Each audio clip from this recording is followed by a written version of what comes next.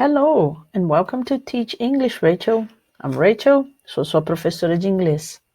Turma, vamos fazer um apanhado de tudo que a gente conversou sobre a forma do Present Perfect, tá bom?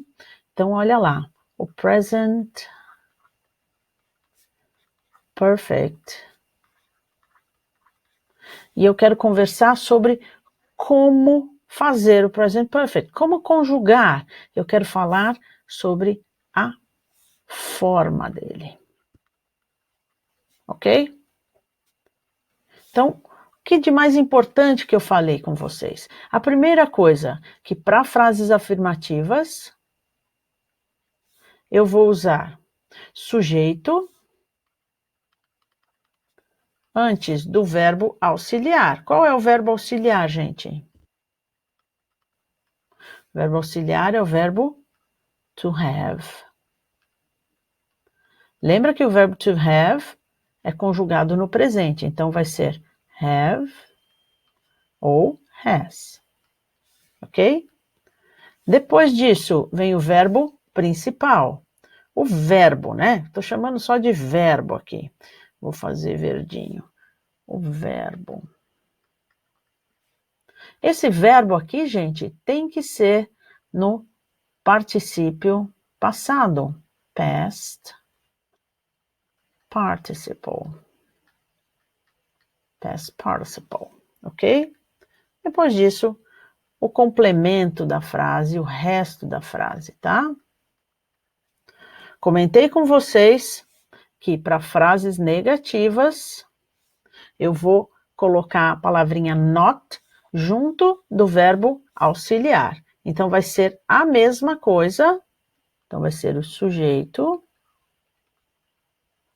mais o auxiliar acrescentado de not. O auxiliar. Vou colocar um menusinho aqui, é o auxiliar na negativa. Vou colocar um maisinho aqui. O auxiliar na afirmativa. Tá bom? Então, aqui vai ser haven't, que é o have com o not, grudadinho, ou hasn't. Ok? Lembra que o verbo principal não muda. Lembra quando a gente estudou o simple present? Lembra disso que eu falei que o verbo principal é aquele que arruma treta com todo mundo, mas na hora da briga ele chama o auxiliar para resolver a parada. Então ele fica paradão lá e ele não muda. Ele continua no past participle, particípio passado, tá bom? Então a única coisa que muda para eu fazer a transformação, para passar desse aqui para esse aqui, a única coisa que muda é acrescentar o not, não é isso? Beleza? E agora, eu comentei com vocês das perguntas. Na pergunta, o que é que muda? Desse aqui, da afirmativa, para fazer a pergunta. O que muda é que eu vou trocar a posição entre o sujeito e o verbo, sempre o auxiliar. Lembra que o verbo é um folgadão, ele fica lá na rede, tomando uma coquinha e deixa o verbo auxiliar resolver toda a parada, tá bom? Então vai. Opa, não é o sujeito não. Ô Rachel, tá louca? Vai ser o verbo auxiliar antes. Bacana. Então eu começo a pergunta com o auxiliar. Vai ser have ou has.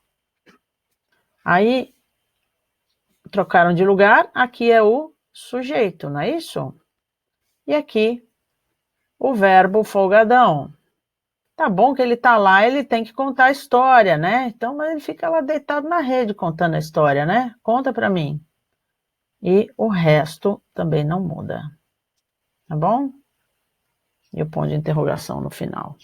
Se eu começo a pergunta com o verbo auxiliar, gente, se eu começo a pergunta com o verbo auxiliar e não com uma question word, a minha resposta pode ser uma resposta curta. Então, eu posso responder yes ou no, né? Se eu responder yes or no, posso usar a resposta curta e com um pronome e o verbo auxiliar, ok? Então, dá uma olhada aí nessa tabela, copia no caderno, dá uma praticada nisso e vamos em frente. See you online.